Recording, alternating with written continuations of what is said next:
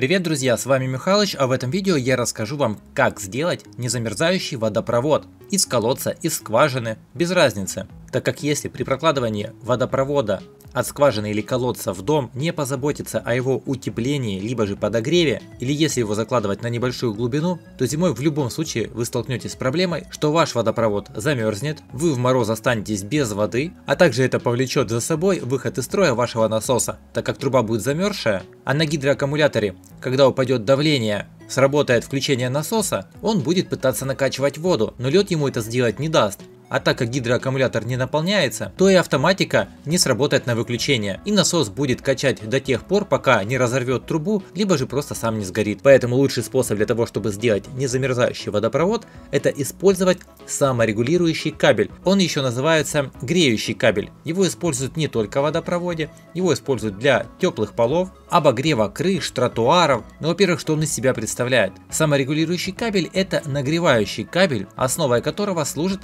полупроводниковая матрица, заключенная между собой двумя токопроводящими жилами. А принцип его работы следующий.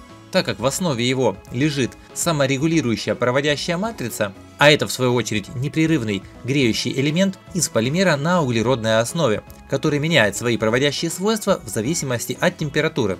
Например, с уменьшением температуры на конкретном участке там увеличивается протекающий через матрицу ток, что приводит к увеличению выделяемой температурной мощности. А если простыми словами, то этот кабель, когда он включен в сеть, нагревается максимум до температуры 65 градусов, а затем просто поддерживает данную температуру по всей длине кабеля, что очень экономично. При включении он потребляет максимальное количество тока, а при достижении максимальной температуры его потребляющая способность опускается к минимуму. Существуют разные мощности греющие кабели. В первую очередь это влияет на энергопотребление, а также на скорость нагрева кабеля. Максимальная температура при этом остается та же. 65 градусов. Я для своего водопровода выбрал саморегулирующий кабель мощностью 40 Вт. Сразу хочу сказать, что удовольствие это не из дешевых.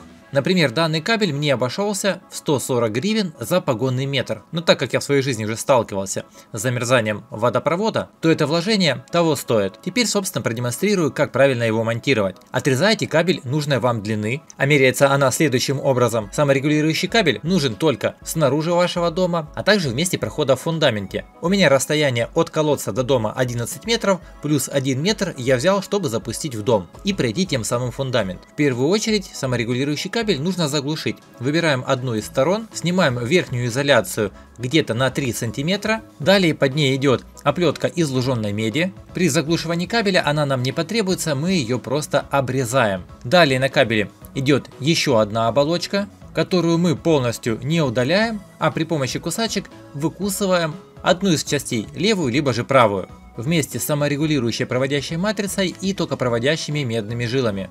Затем нам потребуется термоусадка. Как видите, я взял такой размер, чтобы он был на 3 см в одну и вторую сторону длиннее зачищенной части кабеля. Затем вам потребуется либо же силиконовый герметик, либо, как в моем случае, это силиконовый клей. При таком способе изоляции мы изолируем друг от друга токопроводящие медные жилы, чтобы они не замыкались, так как если их замкнуть, то будет обычное короткое замыкание. Они же должны проводить ток через саморегулирующую проводящую матрицу. Затем полностью дал высохнуть клею, надел сверху термоусадку, чтобы на 3 см она выпирала за край кабеля. При помощи строительного фена, либо же, как в моем случае, газовой горелки, я усадил термоусадку. Затем нам потребуется еще один кусочек сантиметра 3 термоусадки, а нужен он нам вот для чего. Берем, загинаем вот те 3 сантиметра термоусадки, которые выпирали от кабеля, и надеваем сверху этот отрезанный кусочек. Тем самым мы полностью защищаем и изолируем наш кабель от попадания в него влаги, так как он будет закопан в землю. Теперь зачищаю вторую сторону, которая и будет подключаться к питанию.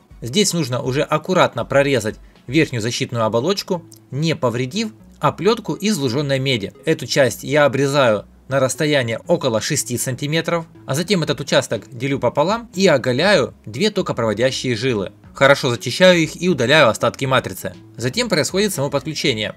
Я выбрал обычные клемники, но если у вас есть возможность, можно и сварить данный кабель.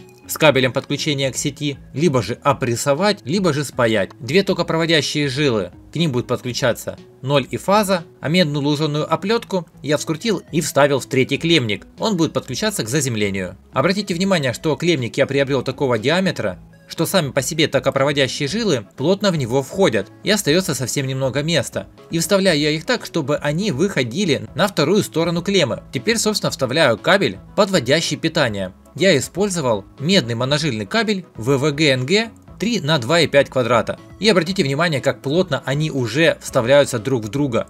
Контакт будет отличный, но при этом я еще их плотно скрутил болтами на клеммах. Затем замотал изолентой, одел кусок термоусадки, чтобы он перекрыл клемму, и еще дал где-то по 5 см на каждую из сторон. При помощи той же газовой горелки усадил термоусадку, но так как она большого диаметра, по краям полностью она не усадилась. Но это легко исправляется изолентой, куда же без нее. Теперь проверяем ее на работоспособность, включаем ее в сеть 220, пробуем на ощупь, греется ли кабель или нет. Он должен достаточно быстро, в течение 30 секунд, уже начинать нагреваться. Также я продержал его включенным около получаса. Кабель нагрелся до своей максимальной температуры, но при этом его можно было спокойно брать в руки, он был горячий, но не обжигал. А значит, что водопроводную трубу он не деформирует. Затем нужно раскатать водопроводную трубу нужной длины, которая вам потребуется для водопровода. Я использовал 32 диаметра. Но предварительно лучше сразу на трубу установите заглушки с одной и со второй стороны, когда отрежете, чтобы при монтаже и передвигании трубы по грунту в нее не попала земля. От края я отступаю 20 см, греющий кабель и трубу очищаю от пыли, чтобы к ней лучше прилип скотч. Скотч я использую фольгированный, который используется для герметизации труб вентиляции, каминов, котлов.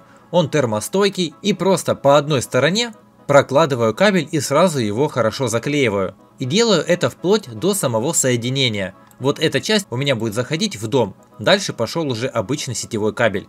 Но чисто фиксировать саморегулирующий кабель одним скотчем это ненадежно. Он даже больше служит для минимизации тепловых потерь, а также так как он металлизированный, то при нагревании кабеля площадь нагрева трубы будет больше, а именно по всему металлизированному скотчу. Но дальше я использовал стяжки, обычные пластиковые, ну а затем на трубу нужно одеть утеплитель для труб, который изготовлен из вспененного полиэтилена. Его будет достаточно, так как у нас есть саморегулирующий кабель. На данном утеплителе есть специальные полосы, по которым можно его распускать в длину, надевал на трубу и затем армирующим скотчем соединял его снова целиком. А также все места соединения труб также обматывал скотчем, чтобы они при монтаже не разъехались. Ну а сам утеплитель я одевал вплоть до того места, где труба у меня выйдет в доме из пола. Ну а дальше уже дело за малым.